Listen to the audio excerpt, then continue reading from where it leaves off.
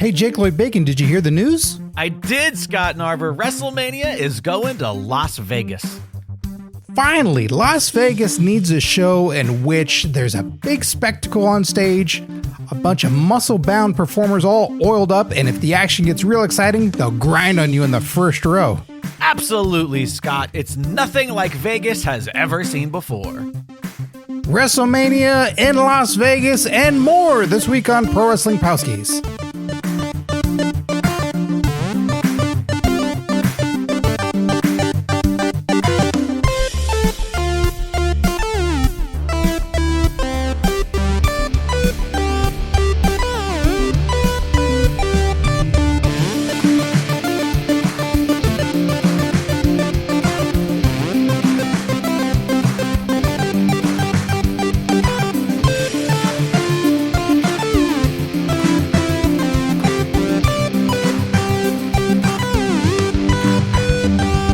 Hey, Scott Narver. Hey, Jake Lloyd Bacon. How's it going? How you doing? It's going all right. How's yours going? It's going great, especially because we are here. It's the PWP, and we are joined, as always, by those very special folks, the Patreon Palskis, joining us live via the super exclusive patron-only live stream. Thanks to everybody joining us. Looks like we got a Tim Bemis in the chat. Tim, been a while. I feel like we haven't heard from a Tim Bemis in a hot minute. Nice to see you there, pal. And of course, we must acknowledge the current PWP World Champion, Gilbert Short, aka Goliathon. Gilbert Short, the champ for the month of May. If you would like to challenge Gilbert come June, we got to become a championship tier Palski over at patreon.com/PW Palskis. That's right. It's the only way. Scott, I'm Can't excited. Any other way? I'm really excited for today's episode, the news episode, because I actually have kind of been unplugged, been dealing with some other shit. Haven't really been tuned into the wrestle sphere, so I feel like I get to just sort of. I'm like a listener right now. I'm just gonna listen to the podcast, or I'm gonna get all my news from Scott Narver. Well, you were in luck because there's a lot of weird stuff going on. So there's some good, there's some bad, there's some, general things like, oh, this thing is changing or what is speculation on this. But in our top stories, we got some big things. So I'm excited for you to hear about them. Let's just dive right in. Let's stop wasting time. Okay. First up, we have got the Bloodline is growing. Someone's had Tangaloa. More babies? Oh, okay. I think they did. I think, the queen, I think of it like aliens, right? Like the queen of the Bloodline that lays eggs, and then facehuggers go out and then attach themselves to someone, and then Bloodline members are born out of them. Oh. Probably NXT people. Sure, right? Of course. Yeah. I know there were some cuts recently. Yeah. Yeah. Then a Bloodline member is born out of them. Tangaloa made his WWE debut by helping Solo Sikoa and Tama Tonga defeat Kevin Owens and Randy Orton in a street fight at Backlash in France. And it was a unexpected, unannounced. No one knew it was going to happen except for probably Tama Tonga and Solo Sikoa, because Heyman didn't know. Tell you that. So he came into play, and he's 40 years old. His last match for New Japan Pro Wrestling took place on March 31st, and he is now there. He was previously Camacho in NXT, so step up for him. I think they made it to the main roster, Hunico and Camacho. I think it was Camacho was last in NXT. That's what this article is referring to. Okay, yeah. Which one was the bicycle guy? Was that Hunico or Camacho? Hunico, who was Sin Cara, or Sin Cara. Was it Sin Cara Negro and Sin Cara Azul, right? I can't remember who won. Yeah. Whichever one lost got unmasked, and that became Hunico. I don't know why Sin Cara and Doinks don't just continue on in WWE. Yeah, seems like it's just a badge of honor that at some point, hey, you get to be this version of one of those two guys. Yeah, that Ricochet would have ended up being the Sin Cara. And you would have loved Doink. That. Or, oh, shit. Or both. Why not both? Doinkashay? Oh. I was going to say Sin or Rickadoink. Sin Doinko. I was going to combine Sin Cara and Doink, not necessarily, because the whole point is you don't want to know who the actual person is, right? Right. Right. Yeah. Yeah, it's like suicide in TNA. Well, yeah, the bloodline grows at least on TV because these people are already in the bloodline. That's how bloodlines work. Like they already have that blood. The only way bloodlines actually grow is birth. Paul Heyman is not aware of it. Like, wouldn't he know? Wouldn't he have a cell phone for each bloodline member to know? Yeah. By the way, Tim Beam is in the chat. Jericho was Doink once. Yeah, I remember, and he should have stayed Doink. And Heyman he should be Doink again. Heyman had a great line about it when he appeared as Doink. What did he say? I think it was later in the episode of, it was probably a Raw. Right. He said, I'm paraphrasing. I got the last part right, but I'm paraphrasing everything before that. Because Jericho, as Doink, came out and did something against whoever he was feuding against. He said, I had my suspicions because all of a sudden Doink was a great wrestler. That's a pretty good Heyman. Yeah, you know what? That's fair. Next up, during the post-Backlash press conference, Paul Triple H Levesque, who has an heir, I'm told, confirmed about Drew Gulak's departure from WWE. He was asked about if Gulak's release had anything to do with the rumors going around and the news stories about an allegation made against him by Ronda Rousey. In her book, he cited the reporter had cited the source and asked about it and did a journalistic move. Like he said, hey, can you confirm or deny these reports if this is why Drew Gulak was released from the company? And Triple H got emotional, as he does during these things at times. I mean, he responded with still better than the Vince response, but I digress. I don't know. I think because this was at least an answer that was business driven versus like, we don't want to concentrate on the, the negative or whatever shitty thing he said. I will disagree, but we'll get into that in a second here. Well, let's see. So read what he said. So he says, quote, we release talent all the time. NFL releases 400 or 500 players a year. We release talent all the time. It's a part of what we do. You cannot just hire people, bring them in, keep hiring more people, and just keep bringing them in. So an unfortunate part of the job is talent get released. Can I say that he was released? He was not released. His contract was just not renewed. He also went on to say that I think it was Fightful and PW Insider were not credible sources of news. Okay. Which is where the guy had cited that he heard that the stories came out from.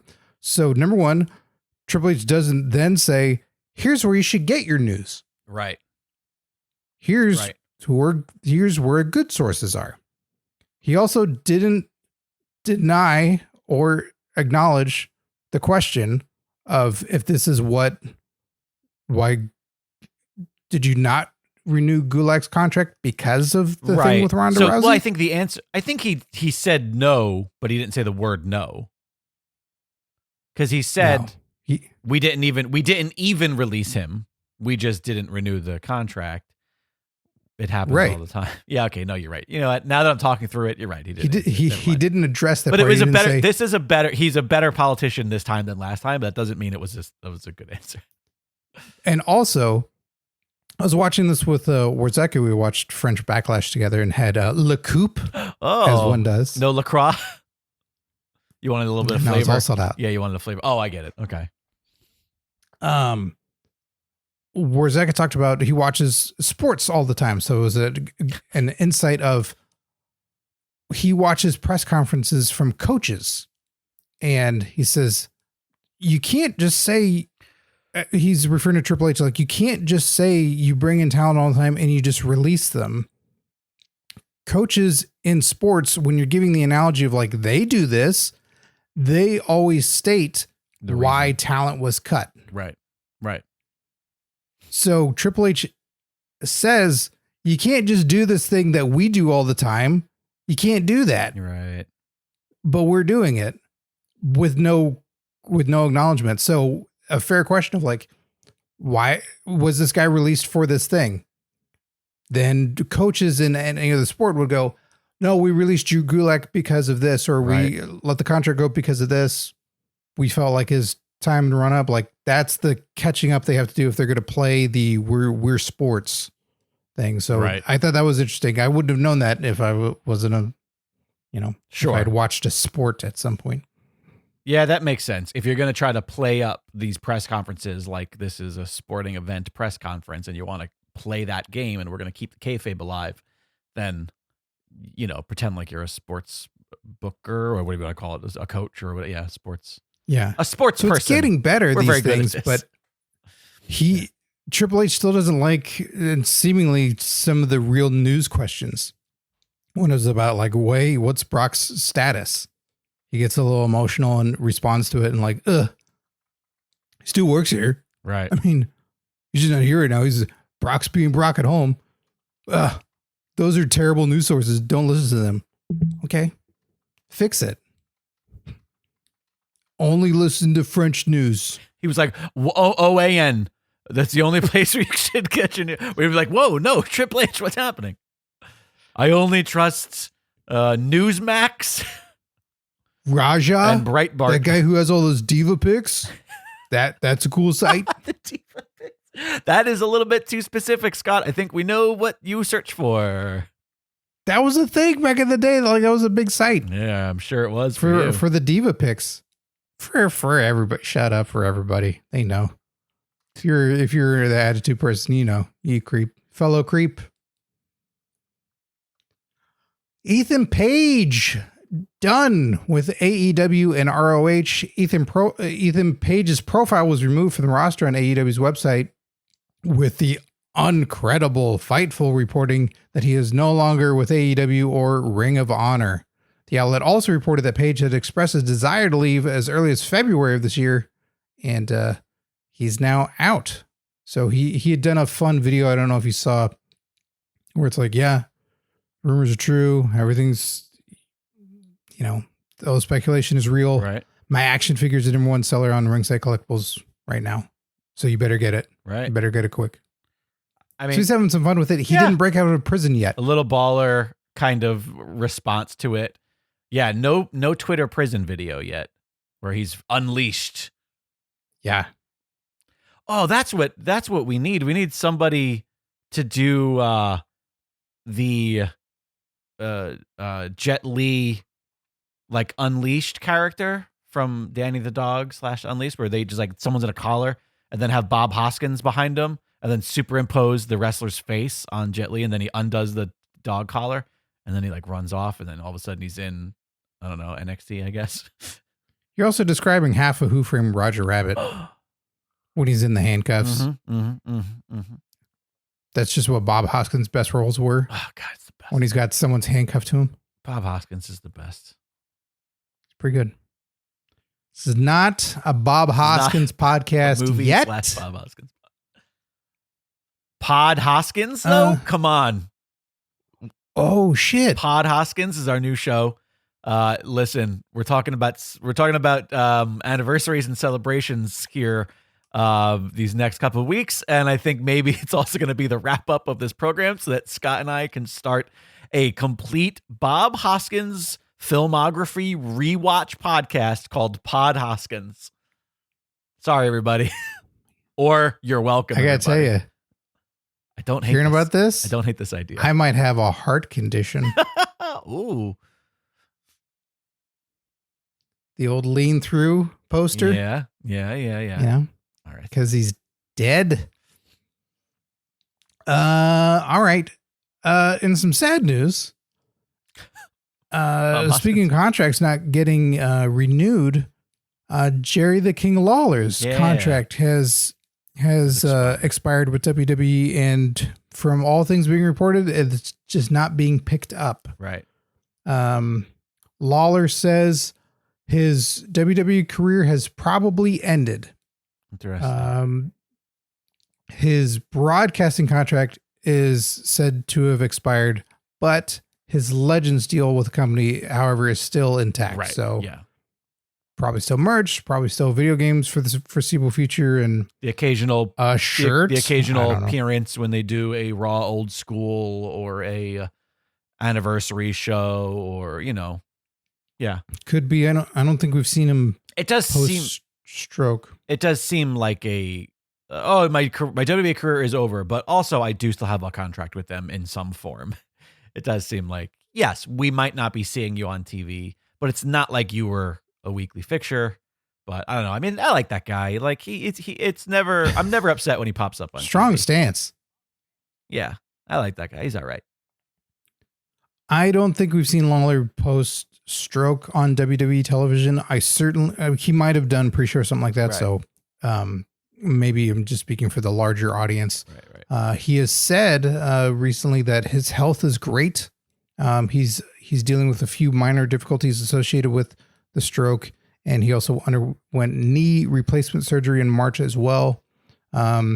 He said, quote, "One other thing that a lot of people wonder about, my career has probably ended with the WWE, and it's just one of those things that goes with my getting over with all the stuff that happened with the stroke, and it was my just sitting behind a desk and doing it, commentating on a match was the extreme, commentating on a match again was the extreme difficulty. So I'm hoping everything's okay. I'm hoping everything is amicable. I'm hoping that he is still paid and taken care of in ways.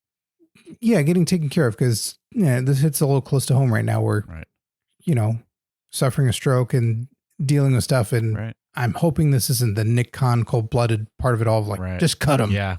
Just let the contract go. Like, take care of the guy. Jesus, he gave you so much. Yeah. Mickey Bell says he did appear off air when they were in Memphis for a show, August of 2023. Okay. So I'm guessing they made him buy a ticket. He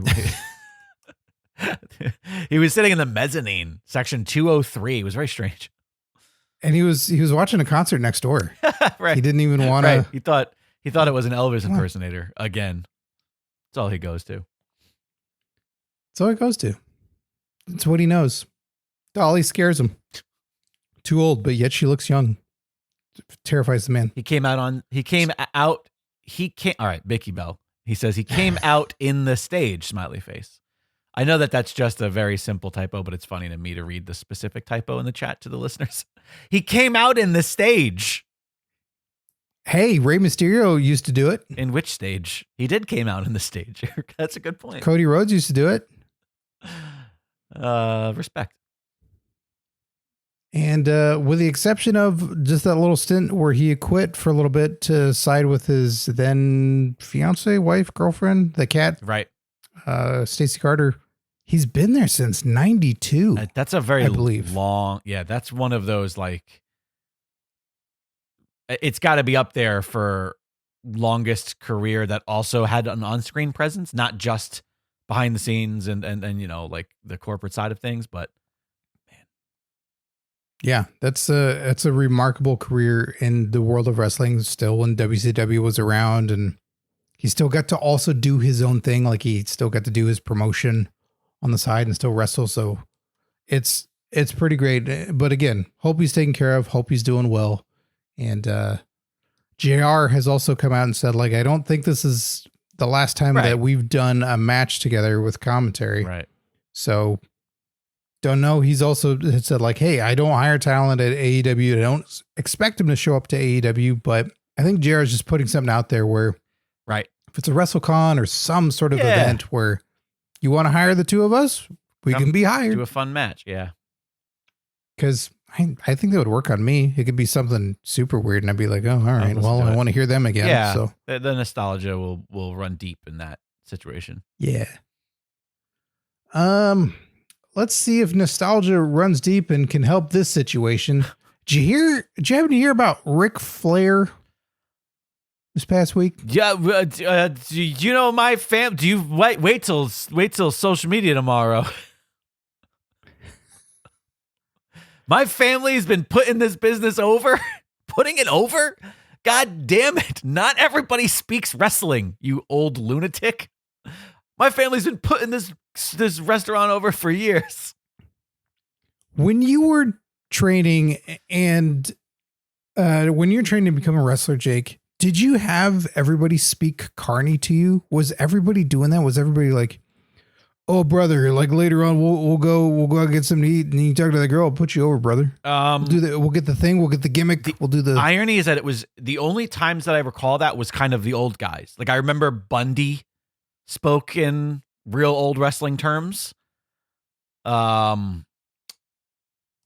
come to think of it, now that I can't think of anybody else who was sort of like the older guys who were kind of around. Balls Mahoney. No, say that? he didn't. No, he didn't really speak in phrases like that. But also, I wasn't around them so much so that I would necessarily, like this is one of those things where it's like maybe if you were around them more, then I would hear more of it. But I don't recall a ton of Carney speak, and a ton of like wrestler chat. Like the guy that ran Leviathan, who owned the Doghouse, the facility that we trained at, he definitely leaned into a little bit more of it because he was like living the business completely.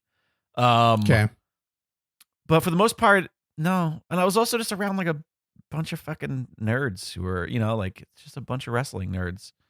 Yeah, I expected of the older folk. But yeah, somebody I feel like knew that I got to know a little bit that's how he spoke. Right. That's how I had to constantly fill in words because he'd say the gimmick. Right.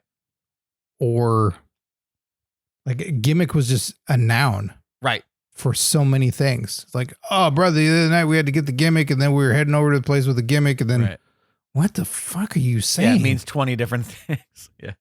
Yeah. Did you forget all the other words? Hey, did you gimmick? Did you just remember too many spots in your head? You didn't forget to gimmick that gimmick because I need it for my gimmick. Like that's a sense. That sentence makes perfect sense. Yeah. What is happening? The other stuff? Yeah. Where I guess someone can extrapolate like, yeah, he went to TGI Fridays, ordered the chicken fingers, but then the waitress forgot to give him the bill. Right. Oh, yeah. All those were gimmick words. It's like fuck in that sense. It's you can use it for everything. This fuck over here. Did you fuck that fucking fuck? Well, before we get to Ric Flair's time at what is it? Paisans. Wait, that was the name of it? It was called Paisans? Yeah. Oh, that makes it even funnier. Paisanos. Oh. Sorry if that's funnier or less funny. Yeah, it's just as funny. So Ric Flair did an appearance on the Jackson podcast and informed everyone that he believes that he had a heart attack during that time at Paisanos? Flair's last match. Oh, shit. He had a heart attack? Double so J. This is what Flair said. Jay Lethal? Yeah, and Jarrett, the man who puts everybody away these days. So this is what he said on the podcast. Quote, I went to get what's called a calcium scan, which I'd never had before because a couple of guys died in our business of heart issues, so it kind of scared me. They give you the nuclear stress test, shoot you with a dye, put you on the treadmill, everything. It's 2 days of 3 hours of tests. This is 6 months ago. The guy takes me in, and if you look at your heart like a round pie, maybe from Paisanos, there's a piece of my heart right here, this big. It's black. It's gone. The guy said, you've had a heart attack in the last 2 years. He said, have you passed out in the last 2 years? And during my last match, I passed out 3 times. Jesus fucking Christ. I swear to God. Hold on. You're going to say that even more. And I thought it was because I was dehydrated. So I went in the locker room with Kid Rock and Taker. Oh my God. I drank 2 bottles of Gatorade and went back out to Kid Rock's place all night long. But I had a heart attack. I don't like these people. Like I don't like these people. I'm sorry, Taker. I know that you're in that group. I don't like these people. I will watch the product and reminisce about the joy for days gone by, but I don't like these people. Not a fan. Is it because Kid Rock shot all those Bud Lights and now he's drinking Gatorade? Is that what it is? That you're just mad that because you love Bud Light? Did you see that the motherfucker wore a goddamn Bud Light hat on like a conservative a news show? And the person was like, "Oh, you're wearing the hat. I guess you've," and he's like, "Oh, I didn't realize I was wearing this. It's all just a fucking show. It's all, you know what? It's all just the gimmick, brothers." These fucking I don't idiots. think he is a kid. I don't even think he's a kid at all. That is a man rock. Anyways, Yeah, fucking carnies, man. I swear to God, Ric Flair is gonna be like Ram. It's gonna be like Ram coming off the top ropes. And, Randy the Ram. Yeah, and the movie's just gonna fucking end, and we're gonna know this time how it ends. Yeah, I mean, it's pretty crazy.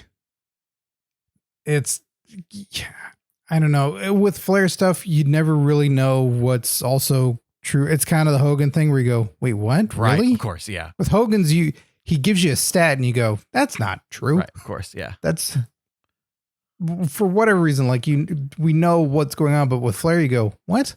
Well, because are you sure? There's a history with Flair that you go like, yeah, this tracks.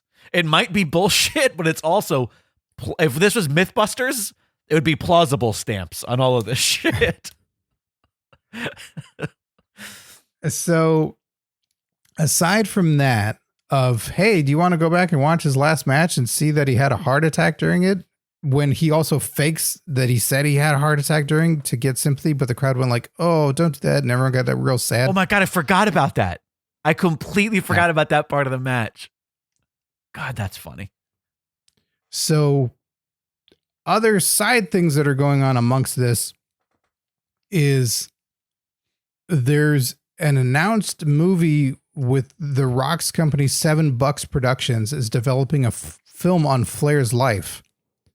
But also, Rock's $7 Productions has a project that was announced, and there's a trailer that is about. It's called "Who Killed WCW."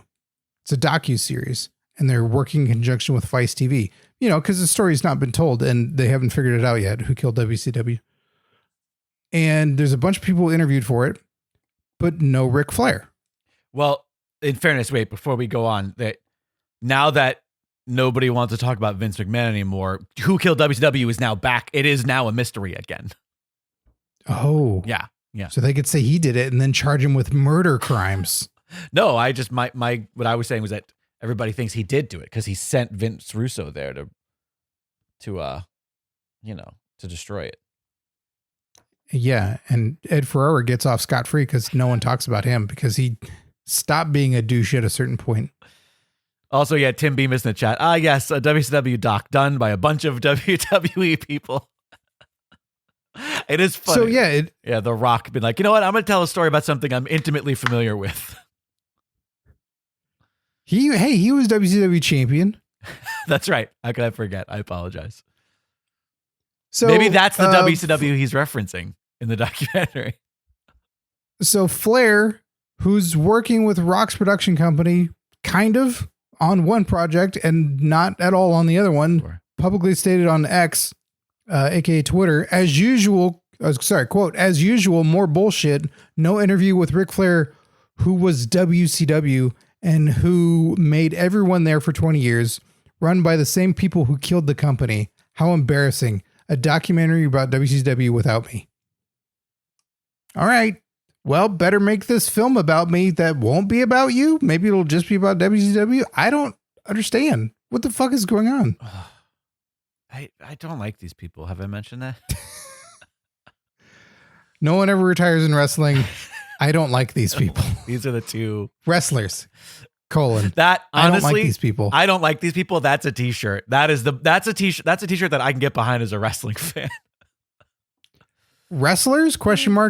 I don't like these people. Yeah, I don't like these people. Do you watch? Oh, all the time. I don't like these people. But yes, well, let's all forget the troubles and let's go to Gainesville, Florida and have a meal at Paisano's and a drink or 1,000. Yeah, there's a lot to this story. There's video up about showing Ric Flair talking to a manager, right, I believe, as well as a couple of wait staff, right, like employees, and as an altercation. It started with what the story was. Flair had tweeted out basically saying like, don't ever go to this place. I'm pissed off. I spent $1,500 here. And I'm trying to find that original tweet. Yeah. Where he was saying there's an issue, and then next day video comes out. Right, of course. Of because Flair was saying he was respectful and he was nice, but then he got mad, and then in the video you can see he's not respectful whatsoever. Well, he's also he's also belligerent and sounds just drunk off of his ass. I don't know that he was drunk. I assume he is, but that's also kind of how Ric Flair talks. That's what I was going to say. Like, I don't hear drunk. I just hear old Flair talk. But he also, like, he doesn't understand. There's so many miscommunications where when that guy just says, like, oh, you cursed at me. And he goes, I didn't accost you. That's like, I didn't accost you. Yeah, like, that's not what he said, dummy. Yeah, and you're a dickhead. Well, yeah. Tim Dickhead. And then it never cursed at you. He said, what's your name? Something, dickhead. And then a second later goes, I never cursed. Because apparently part of the story is too, there's an old woman in a wheelchair who was blind and he was wooing in her face. Yeah, that's the most horrible visual I think I could muster outside of the shit that we know he has done regularly. Yeah, because she's like, oh boy, it's Sting. No, wait, that's a whoa. Not a, and so she's upset. Oh, fuck. I mean. So yeah, the video's worth a watch. It's a little cringy. But you don't see the wooing, by the way. Up to the fun level of a Curb Your Enthusiasm. Well, you don't see that in the video, the whole wooing, and I think that either happens after or before what we saw in the video. The video is him, I think, arguing with the manager after the manager has already kind of stepped in to deal with what was happening previously. So we don't get the entire story, but we get enough of it where it's just, and even if the manager basically just going like, just please leave. Right. And he kept saying like, all I wanted to know was where the bathroom was. I hardly believe that's the situation at hand here. It's a restaurant. Yeah. Cause also the story starts with Flair was in the bathroom, couldn't use the bathroom because the manager was in the stall taking too long. And it says like, we all know that you can see inside the stall of a bathroom and he's on his phone. So he's pissed off that he can't use the bathroom. Yeah. I don't know. And then the employee left the bathroom and called him a creep and a peeping Tom. And then Flair says, I'm not going to tolerate that. And you wouldn't either. That's a pretty offensive remark. And then you watch the video and hear all the things that he calls these employees and offers to pay one of the waitstaff $1,000. Yeah. He says, I'm going to tip her $1,000. I can't, and he says it in a way that's like, you know, to show if you. If he says to the manager to kiss my ass, like if he tells them kiss my ass, he'll give him $1,000. So let me put your job on the line. It's so and have gross. You do a thing for me. He's so fucking gross, dude. He's such a gross person. Wooing in a fucking blind woman's face on Mother's Day? Almost. Close enough. Almost on Mother's Day. I can't. Yeah, I can't. Fucking. Hey, the Flairs, it's time, buddy. It's time. For a last match? Yeah, let's just, I think it's time to old yeller this guy. Sorry. Do you think Jake Roberts looks at behavior like this and goes, God, you got to get together, honestly, man. I kind of do. I think Jake would be, even when Jake was at his worst, I don't think he was ever like, because Jake was never like showboaty. This is Flair like living the gimmick. Do you know what I mean? Like I don't think Jake never struck me. If anything, Jake went the other way. Jake struck me as the like, I'm a piece of shit. I know I'm a piece of shit. Not the like, do you know who I am, motherfucker? I'm Ric Flair. Woo! Right. And then trying to put people. Jake seemingly was at home or at wrestling shows being terrible. Yes. And also like depression versus narcissism. They're two different brands of mental illness here. And I don't understand. Shouldn't there like sheriffs in a town? Aren't there enough Ric Flair ex-wives that can just be on call? Like there's the red phone for Batman and they're just summoned and hey, we're in Gainesville, Florida. Which Ric Flair ex-wife is nearby to come and shame him and get him in a car? It's like not to mix your comic analogies here, but it's like how in like the Marvel Cinematic Universe where like Natasha needs to talk Bruce down. Like sun's getting real low, big guy. Like somebody just comes in to like de-flare him. Just show him like a picture of Charlotte with a championship and then he'll start crying. And then we can slowly lure the sad old man away. So Flair had said like he considered legal action against the restaurant or perhaps purchasing outright. He says, quote, I have the money to buy the restaurant. God. It could be called Ric Flair's Italian Bistro. I love that so much because I would just, if I was the owner, I'd be like, yeah, okay, sure. And then I would just put the price at such an unrealistic amount of money. And Ric Flair is such a giant ego that he'll just buy it to prove his point. And then this guy will just be like, great, now I can retire. My wait staff could retire. We've all made enough money selling the restaurant. And an Italian restaurant. But it's been revealed that Flair's apparently over it and he's already ordered it to go and been delivered to his home. So he's Paisanos, still eating there. Since the incident. Amazing. He's like, well, listen, they have great calzones. I don't understand. You know what he gets there? He gets the pepperoni pinwheels. What's a pepperoni pinwheel? You don't know what a pepperoni pinwheel is? It's like I don't. It's like, how do I describe it? It's almost like a dessert style pastry, like like a Swiss roll. You know what that is? It's like a circular I've never pastry. had one, but I've seen it. So imagine that, but it's like pizza ingredients. So it's like dough and then cheese and sauce and then pepperonis, and so it's like cuts. And they look like little pinwheels. I was trying to make a joke because he whips his dick out and spins it around in circles. That's all I was trying to do. But now, like a helicopter. But now I'm, yes. Pizza helicopters. Pepperoni pinwheel. I don't know. I thought there was a visual bit that was happening here. I digress. Sure, but I think of helicopter dick. So Sure. Well, there's no Italian food called the sausage helicopter, unfortunately. Well, not until Ric Flair's sausage helicopter opens up. Tim next month. Tim Beam is in the chat. Flair's been doing this kind of shit for 50 years. It shouldn't be surprising at this point. He said thing, not shit. I thought shit was more effective. Sorry, I didn't mean to change your quote on you, Tim. But it's true. I'm not surprised at this. It's just it's embarrassing. Yeah, and for Ric Flair, it seems like it's hard to do at this point, but he's doing it. Keep embarrassing yourself. Yeah. Hey, life finds a way. But someone who's not embarrassing themselves is Nikki Cross. She announced on a post on Instagram that she has completed the work to obtain her master's degree. That's right. You know that last year she turned in her dissertation and she wrote, quote, graduation from MSc Masters in History, June 2023. I don't know how she did it so fast. She says, haha, really holding that scroll tight in the second picture. I mean, knowledge is power. Working towards PhD, set for completion in 2029.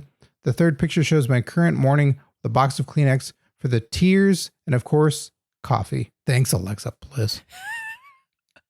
She's been addicted to coffee ever since. You know, she's not from the States. She would be drinking tea, but Alexa Bliss, oh boy, Tamina. Boo.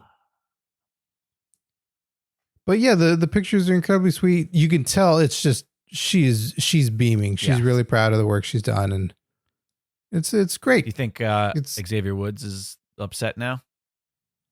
Yeah, because he would, as we are recording this on Mother's Day, a severe disappointment to all mothers, right? Because, hey, did you finish? Did you get your degree? Did you get your master's? Did you do this? Like, no, I've been playing video games. And play fighting my friends. Yeah, a real child. Oh, you're making a massive amount of money doing it? Oh, well, still. Way more than you would have as a doctor of whatever the hell it was that you were a doctor of? Yeah. But yeah, so in fairness, great for Nikki Cross. He did get his doctorate in Game Boy. That's what his... I didn't even know you could study that. Oh, well, he's Game Boy Advance. Well done. How are we on time, by the way? We should probably get to a main story soon here. Maybe one little one and then a main one. Well, we'll touch on this one because it's a big story, and I think more is going to keep coming out. So if you're sick of someone on the WWE board of directors being disgusting and shitting on someone, well, don't worry, because The Rock is around and he's pissed in a bottle. Oh God! So no more shit. We've got The Rock. This isn't necessarily a Hollywood secret, but I'm glad that it's getting more publicity the way that it is, because it's finally being talked about for what it's actually is versus what LA has given him clout for. LA's always been like, Rock, hardest working guy. But the reality is hardest working guy on his own terms, and he often screws over productions and is very difficult to work with if you are, a PA or someone down the line. Sure. Any sort of handler. Yeah. Because it'll be a warm handling. Yeah. Chelsea Handler. So currently this production called Red One is a production that The Rock is involved in, and it's being reported by TheWrap.com. It's Rock. His tardiness has led to a $250 million fucking divot in their production because of Rock not showing up on time for, upwards of 7 to 8 hours is being rumored for this one, but there's stories of other productions. Red Notice was the one with Ryan Reynolds who talked out about this, and it was still multiple hours. It's other productions like 1 to 2, and then it's like 3 to 4, and now we're getting a 7 to 8. I have some friends who worked on that project, and which one? On Red Notice, the Netflix show with Ryan Reynolds and Gal Gadot. Okay, Gadot. I don't know. I still don't know how to pronounce the last name. And Gunther. And there were like, it was something that was just highly talked about throughout production, both during production and in post-production, about how far over budget the movie went and the reasons why being that he was sort of on his own time. That's so crazy.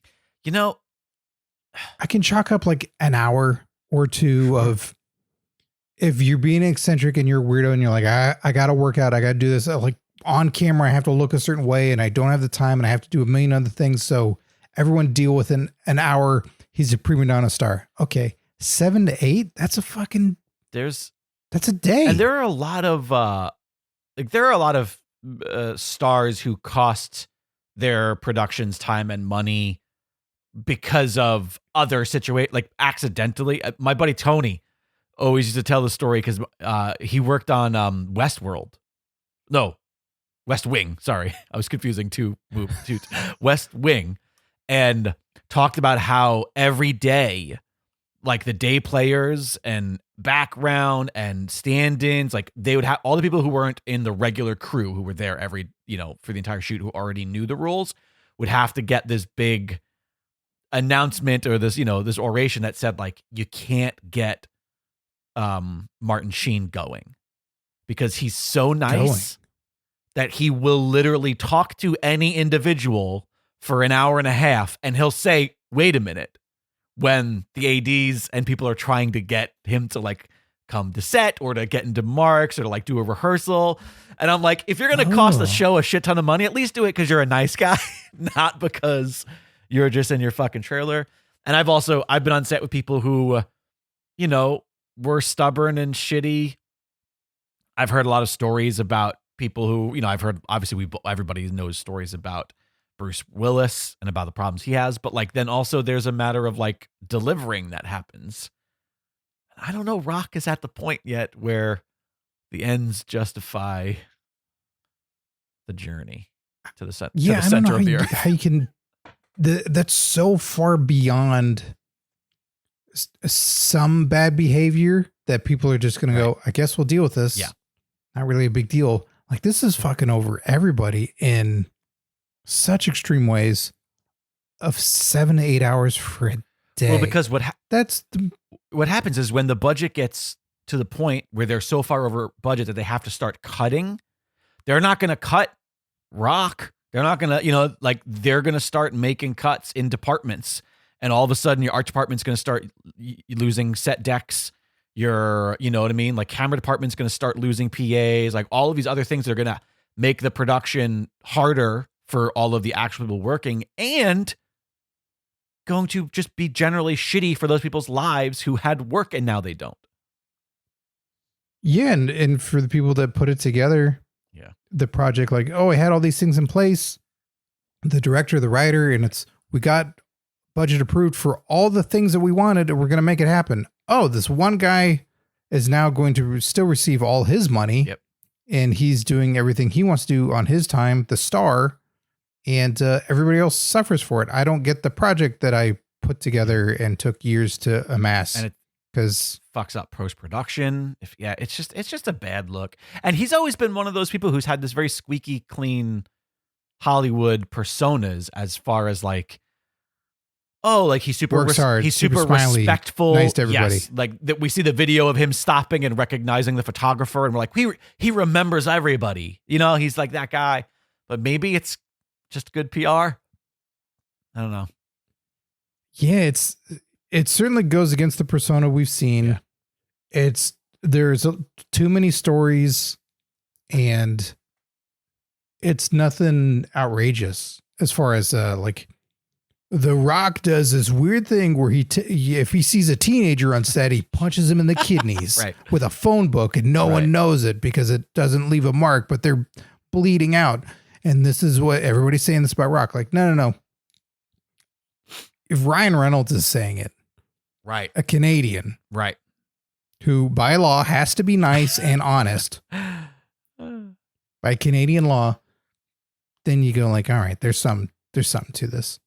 So I don't have a confirmed report overall of it's saying like for his WrestleMania match that he was like 3 hours late to that as well. Wait. I don't know if that's true or not. Really?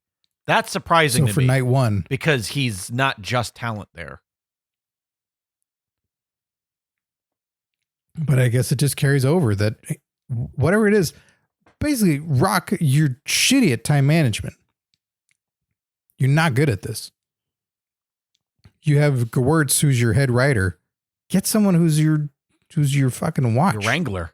Your Rock wrangler. Your Rock sling. Yeah. Rock sling? There's some pun there So, you made. I don't know if at some point he's going to ever feel the repercussions for this because things go his way. Yeah. You know? But Yeah. It's unfortunate. And yeah, to save time, one of the things that he does is he doesn't go to the bathroom. So he takes one of his Voss water bottles and pisses But also, in like, it. save time. You've wasted 8 hours. What time don't you have? When you take your time, it's one thing. That's what I'm getting at, where it's like, oh, he's so hardworking, he doesn't even take time to go to the bathroom. That makes it seem like, wow, this guy's hustling. What do you? But he's not. He's just peeing in bottles, probably because he doesn't like the toilet in his Star Wagon. Because by the way, it's not like he doesn't have a toilet right there. I'm sure at all times. Right. Get a catheter. Yeah. Something else. Like, why are you making everybody handle your pee? Yeah. Gross. No one else wants to do that. Maybe he just... If you don't want to take the time to go to the bathroom, no one else wants to take the time to haul your pee around. Maybe we're misinterpreting this. Maybe he's used to the WWE at a certain point in time, and he was like, oh, I have to drug test. It is just for the wellness policy. He's just leaving bottles of urine everywhere. Either way, anybody who's now on the WWE board of directors, I know there's some fecal something going on, some piss, some weird bathroom thing that's going to come out about them too. Listen, so Jake, I'm starting to side with you. I don't like these people. I don't like these people. You know who's not fucking peeing in bottles? The Young Bucks, the EVPs. I'll tell you what. They're doing it. Pissing all over the show. They're doing it right over there in AEW. Just pissing on camera. All right, we got a main event. Well, on a happy note, I think for the world over, that by golly, if you're excited about the WWE product and you're going like, you know what, I want to go to a WrestleMania. Well, this is probably the opportunity and time to do it because WrestleMania is officially heading back to Las Vegas for the first time since 1993. That's right. Shortly after Jerry the King Lawler was hired. Wow. It's really been that long since they've had a WrestleMania in Vegas? Yeah, it was your favorite one. 10? Was it 10? No, 9? That's Madison Square Garden. 9? There's the Caesar's Palace one where... When Bret Hart's like, I can't do it. Hogan, take it. You go do it. Wow, that's a long time. In fairness, I mean, I feel like AEW kind of has the market on the Las Vegas wrestling anyway, because all their branding is like, go to a casino. We're going all in. We're throwing double or nothing. So I kind of feel like WWE is really just copying AEW now. It's a stretch. Well, I don't know. What are you talking Bit of about? a stretch. What are you talking about?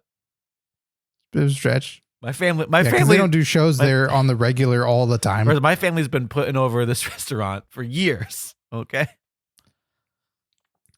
So Tim Bemis says my friend is threatening me to go to Mania with him. What does that mean? Why is it a threat, Tim? Yeah, usually that's reserved for spouses and girlfriends. By the way, Curtis Mason. It's like, Curtis, my boyfriend's threatening me to go to Mania. Right. He just popped in the chat and said, I popped in the chat. Oh, Tamina. Popped in the chat and said, I made it just in time for the main event. And then we're leaving. Perfect. Yeah, so the dates are a little different. It's a little bit later in April. I got all my cons screwed up in my head. Nick Khan. Okay. Right? Is that who it is? Nick is the one that works for WWE. So he was saying that he wanted to change the dates a little bit because of basketball, I think, Right. just trying to avoid going up against that. So April 19th and 4/20, April 20th will be the nights of WrestleMania this year in Las Vegas. I think this is the one tricky thing when it comes to WrestleMania in a town, right? Where if it's New Orleans, if it's fucking Florida, whatever it is, like there's wrestling takes over. Mhm. All these other independent shows, all these other things are happening. And you go, oh, I want to go see all these other wrestling shows. For me, I'm jaded and a bit burnt out on all things. I can't imagine that if I go to WrestleMania in Vegas, that I'm going to go see anything else wrestling related. Right. There's plenty of other amazing shows in Las Vegas that I'd rather Right. go see instead Also, than like, hey, Willie Mack is going to fight for the, like, yeah, that's fine. He does that everywhere. it's also interesting to me because a city like New Orleans, while I'm sure going there to WrestleMania was an experience, it's like a huge tourists. It's like huge money for the city. Like it brings a ton of people into the town. It's like it really is like great for the city. I feel like Vegas is it's just constantly an influx of thousands and thousands and thousands and thousands of people that something like Mania might pull away from the other things in, you know what I mean? Like people are going to be going, like you said, for wrestling shit that are not jaded like you. That I feel like this is like bad for Vegas in some way. It's like, don't they have enough of their own good stuff? The money allocated, I think overall, right, is for most WrestleManias, you're going like, okay, I'm going to hit that superstore. I'm going to buy probably minimum worth $100 worth of souvenirs, right? I'm going to eat wherever. There's probably a lot of non-foodie people going to Manias. Sure. Or they'll just go like, don't care. I'm just going to eat. Go to Fat Burger. Simple fast food stuff, like not worried about it. And I'm going to stay in a cheap place. That's fine. So I'm spending my money on wrestling shows and wrestling merch. Vegas is, I'm going to get my tickets to Mania and maybe some of the other like Raws and NXTs or whatever there is. So WWE experiences here and there. My hotel was probably going to cost more than I wanted to. The food is going to be a bit of a shocker to some, although you can still get like the fast foodie stuff. Yeah. But you could also do the buffets and you could go, well, wait a second. I can get like really a big abundance of food. And then gambling, strip clubs, like all the other kind of stuff that you go, well, I kind of want to spend my money on those things because that's not around anywhere. Right. So the amount of money that a wrestling fan would normally spend on all things wrestling, I think will sooner be spread out over Vegas-y things. Yeah. Yeah, I could see that. Yeah, I don't know. I guess I just But I think it's a great town for it. I think this is I just think of the crowd. I think of the Mania crowd, and I just think of them like, you're coming in from. It'll look like a conference. Yeah. Yeah. I guess you're right. There. I guess just because it's so long. It's not like when there's a big MMA fight or a big boxing thing where it's like, this is the night. Like everybody's coming in for this night. And even a conference is maybe 1 or 2 days. Like Mania is like 8 straight days of shit. That I'm just, it's hard for me to imagine. I'm happy for Vegas, good for them. I think that's the hard part about the wallet, right? Like you go for 2 nights or so in Vegas to go do a thing, but fans can't spend that week there. Right. That's going to be outrageously priced. Yeah. For hotels and stuff. Yeah. So I'm in agreement with you on that for sure. I don't know. You getting the itch? No, not even a little bit. Not even a little bit. No. What if it's Drew McIntyre versus CM Punk in a Inferno match? An Inferno match? And I definitely don't want to go. In Vegas, it's already fucking hot enough out there. I don't want to sit in an arena where there's just fire all over the place. Ugh, so gross and sweaty. Bunch of wrestling fans. Oh, that's the other thing. A bunch of wrestling fans. It's at the middle of at the Allegiant Stadium. It's the new. Middle of the desert. Ugh. Oh, no, thank you. All the Mormons. I worked for like 3 months on the Strip, and it was awful. It was one of the worst experiences of my entire life. What'd you do? I worked at a variety show at what used to be the Aladdin. It's now Planet Hollywood.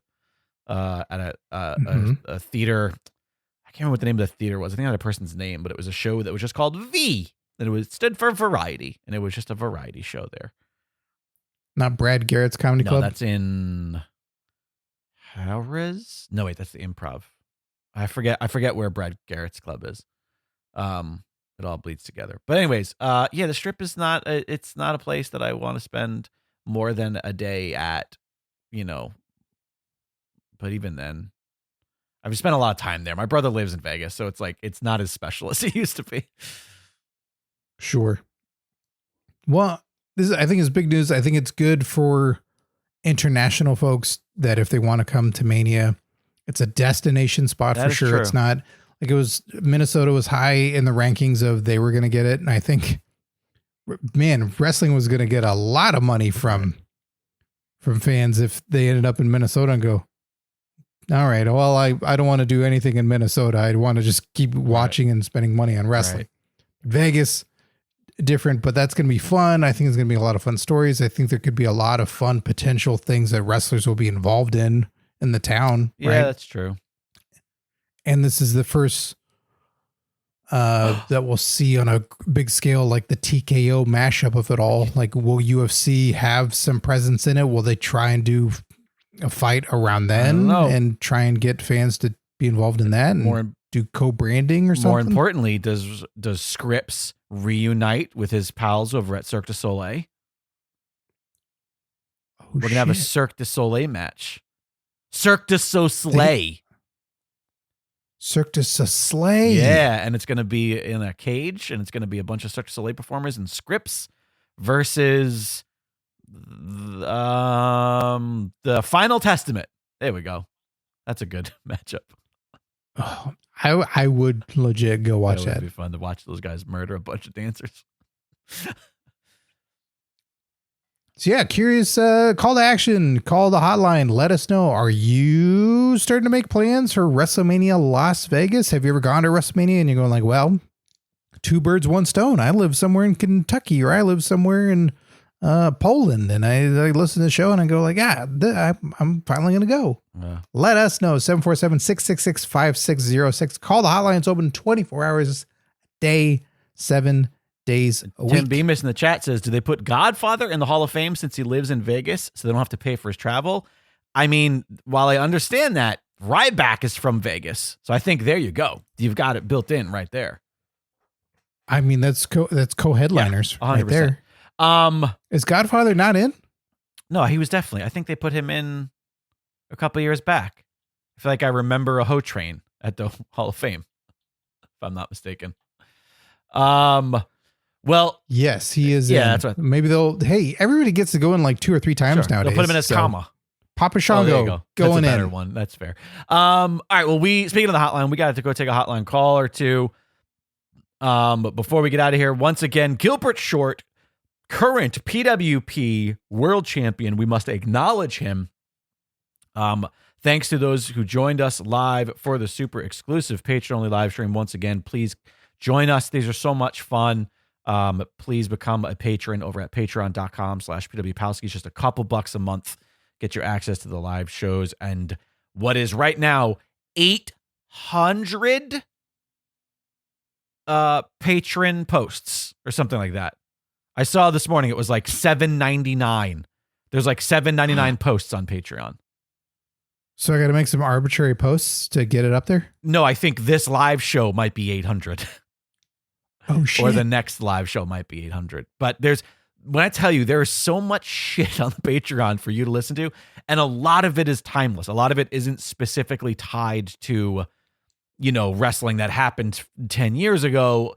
A lot of it is like evergreen conversations, the original WWE Encyclopedia series, watch-alongs, so many watch-alongs, now video watch-alongs. There's so much stuff. Please consider becoming a patron. You can browse through all of that stuff. The second you become a patron, you get access to the entire back catalog. It's the best way to support the show. Without patrons, we simply couldn't do this. And so please consider becoming a patron once again. Patreon.com/PWPalskis. Scott, we got to go take a hotline call or two. Say goodbye to the live stream. Bye, live stream. 747-666-5606. That's the number to the Pro Wrestling Palskis hotline. Scott and Arvid, do you want to see what the hotline has in store for us today? Yes, I do. Hey, what's up, guys? It's Johan. How's everybody doing? I know it's been a while. Hope everyone is doing well. I do have a question. Now that we've had a few months under Triple H officially, what are you guys liking under Triple H?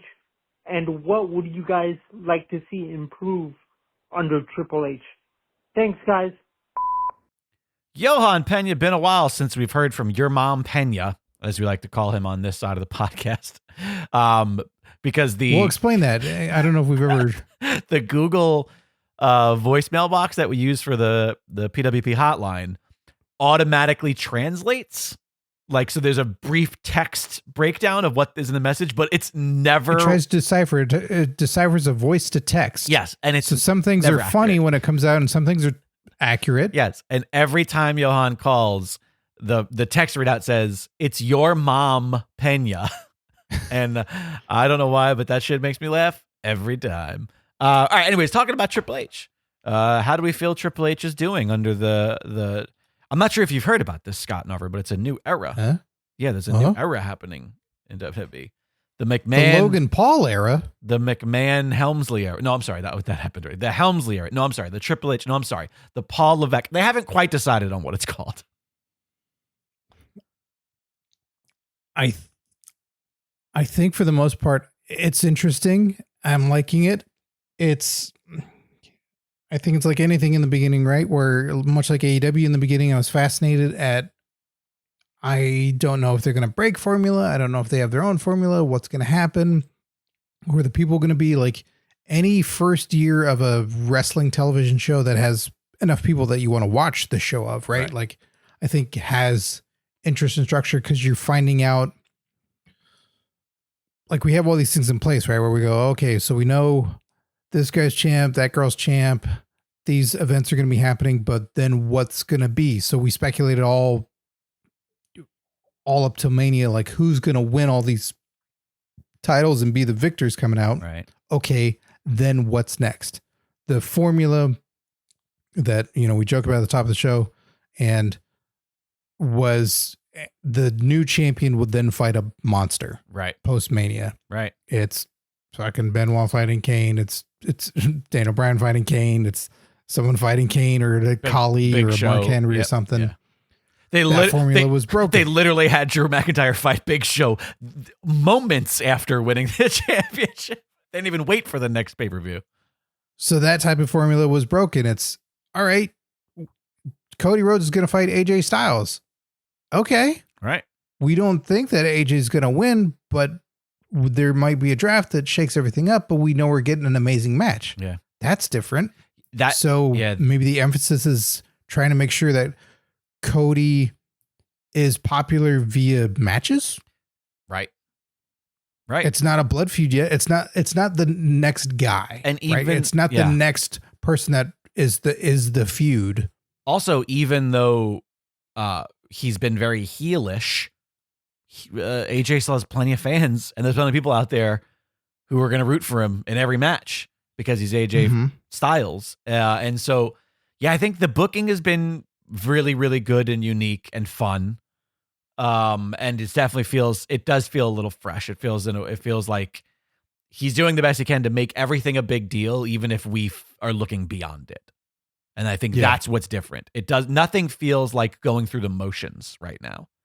Everything feels like there's an intent, even if we are looking beyond it because we go, all right, well, we know how the story is going to end. I think one thing that I would like to change is the PLEs. I love that it's under 3 hours. This Backlash was like 2 hours and 50 minutes, I think it was. Yeah. That was fantastic. It's great. That was wonderful. I don't want that to change. He does the structure of it's 4 matches. I think that's been pretty consistent for a non-Mania show. Right. But the thing that I would like to change within that is, doesn't mean all 4 matches need to have a bunch of time. Right. So if it's an occasional 6-match show and you're still hitting the same overall time for the show, it's still 2 hours, 50 minutes. Fine. Things can vary in the length. Not everything needs to be, because it's on a PLE, it's longer. It does feel like the mainstream, when I say mainstream, I guess the main roster evolution of what was happening in NXT, when takeovers were always like, okay, every takeover is 4 matches and each one of them is 30 minutes.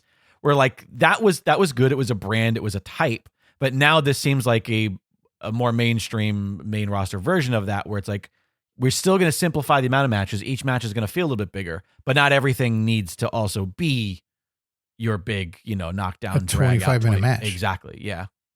Sometimes it just doesn't feel like it warrants it, or pacing and, the chaos that was Backlash, right? That opening tag match is crazy and it's going all over the place, and you can feel that time and it goes by faster. And then you go, hey, it's a triple threat women's match.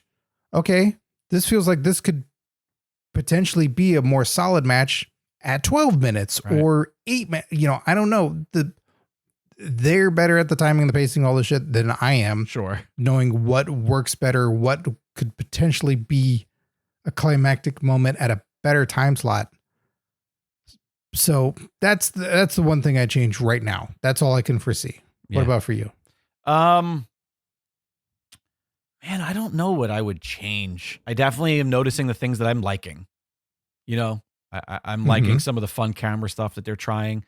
I'm really enjoying the big oneers in and out of backstage. It makes it feel like what we've always talked about, that these people are all in the arena together. They're all at work. They're all in the same universe. Like he's doing a good job of that. I really like the weight he's putting on championship matches. I like that stars are debuting with names that they've had elsewhere. We've had the 2 new Bloodline people are like, yeah, that's who they are. That's who they were. Which the Bun guys, the new Budline, the Budline. That's the Bun lines. That's the Budline is people associated with Kid Rock. So it's Chris. It's the Undertaker. It's Flair. People with Kid Rock that hang out and drink a bunch of beers. Probably Jericho at some point. What would I change? I don't know. Right now, I'm not really upset. I'm not really, titles. You liking that? I love that they gave them names. I love that they got rid of the names Raw and SmackDown on championships. That I think was great. I don't love that each show has its entire set of titles. I also understand it. So it's like one of those things where, even though I wouldn't mind just one champ across the board and one, I get it. It's just like this. You've got so much talent. It does feel like they are actually splitting rosters, not like when for that while where we said there was a roster split, but everybody who was the bigger stars was still on both shows anyway. I don't know. What about the amount of Triple H we're getting? Are you liking that? Do you want more? Do you want less? No, I think it's fucking so far. I got no complaints about, obviously I can complain about certain characters and complain about little things here or there, but I can't, nothing jumps out as like they're doing something better now. It feels like WWE on a whole is really on an upswing in a way that's nice and refreshing. I'm enjoying, I'm even enjoying commentary in areas other people aren't.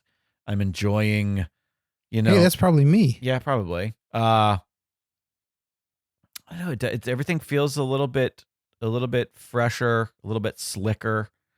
Yeah, I don't know. Do you watch NXT? No, I haven't watched NXT in fucking ages. It's been years at this point. I literally have. Is I don't think I watched it since. Is there 2.0. a change right now that if they were to advertise something about NXT, that you go, oh, I'll watch? No, I don't think so. I think when I was watching NXT, when I really loved the black and gold NXT, it was because I truly thought it was better than what was happening on the main roster. And right now I'm enjoying what I'm seeing of the main roster. So I don't have the need to like look elsewhere to find, and also I just think that I think it was a perfect storm of time. I don't think you could recreate that era of NXT because you had all of these stars from elsewhere who were coming to the States, as well as the blend of the Performance Center people who WWE were making. You had Triple H's influence. You had what was left of Dusty's kids' influence. Like there was kind of this perfect storm that blended itself into something I truly enjoy. I think, you know what? I think you're talking about AEW, right? There's a bunch of people that were under Triple H's influence. They're coming up with the black and gold. 100%. So you got Miro. Yeah, Aleister Black. You got Adam Cole. Dusty's kids. Undisputed Era. So that's Dustin Rhodes. Dustin Rhodes is literally Dustin's kid. All these independent people from all over the place. Yep.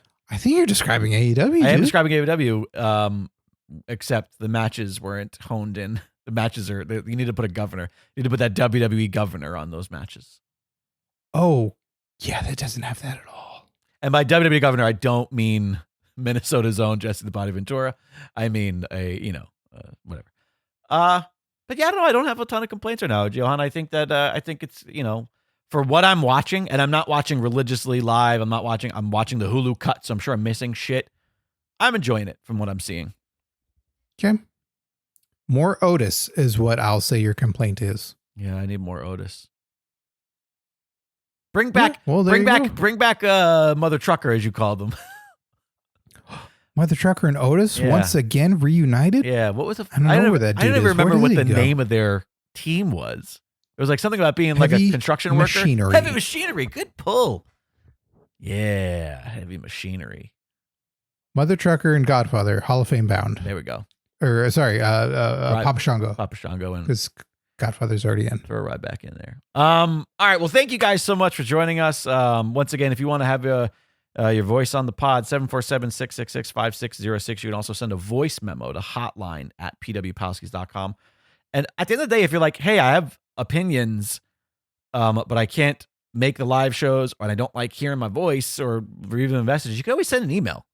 We don't really talk about this a lot, but I will gladly read your emails on the show. So you can always just send a regular email. You can send that as well to hotline@pwpalskis.com and just write words. But I'm not opposed to it. I'll read an email. I know how to read some words, not all of them, some of them. Sure. Yeah. Tamina taught you real good. Hey, listen, she's a hard coach because no one's meaner than Tamina. But Scott Narver, before we get out of here, we have to thank our current Patreon Palskis. Yes, this is the only show that hands out retribution names as well as maximum male model names. Why? Because we're going to Vegas, baby. So thank you to AJ0314, aka Binary, aka Matrice69, Alex Pierce, aka Figs, aka Zatoys, Andrea Beeler, aka Pollen Hate, aka Achu Detest, Curtis Mason, aka Hurtis, aka Ouche, Gilbert Short, aka Goliathon, aka Batal Underoos, aka the current PWP champ, Mass Llama, aka Spitz, aka Jakara Lover, Michael Belcher, aka Limestone, aka La Natural, Miguel Diaz, aka Bipod, aka Too Much Husk, Mike Lucas, aka Hackensack, aka Luge Testicle, Suicide, aka Tim Bemis, a.k.a. War Trek, a.k.a. Tussle Quest, Tim Redbeard, a.k.a. Bloodfuzz, a.k.a. Blue Diffuse, Tom Hader, a.k.a. Cupid, a.k.a. Cherub, and Tony Griggs, a.k.a. Big Griggs, a.k.a. Grand Grisois, and just want to throw out a extra little thing. They don't get Retribution names. They don't get Maximum Male Model names, but the day that we're recording this, mothers. They're great. I know there's an eye roll coming. Most of them are great. If you ever train to be a wrestler, your mom's probably not great. Other ones, go out there. That's not true. Say you love them. Trent's mom. Give him a call. Was it Trent's or Chuck's mom? One of their moms seemed to be very supportive. She's terrible. She raised a son who ended ended the career of another wrestler. Yeah. All right. I kept that out of the news because I didn't want it to seem like I'm celebrating that. But so, yeah, shout out to all the pro wrestling momskis. We hope you had a lovely Mother's Day. I don't like these moms. You don't like? I don't like these. The wrestlers' moms. I don't like. I didn't realize what you were doing. I was like, wait, what? Oh yeah, okay, I get it. I remember the thing from literally 10 minutes ago.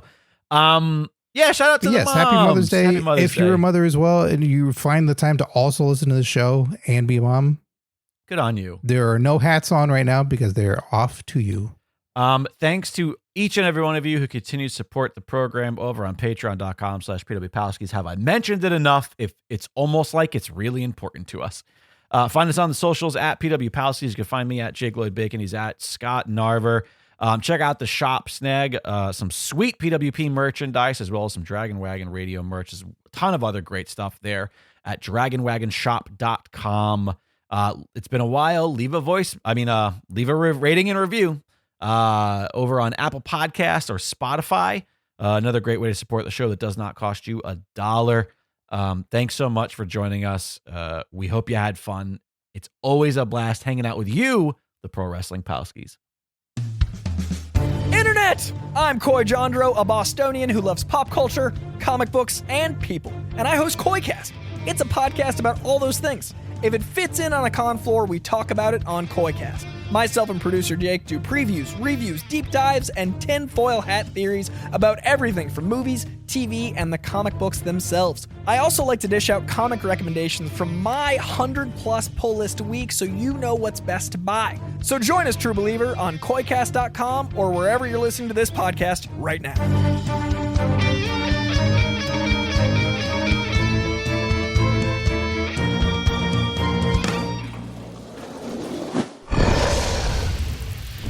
Dragon Wagon.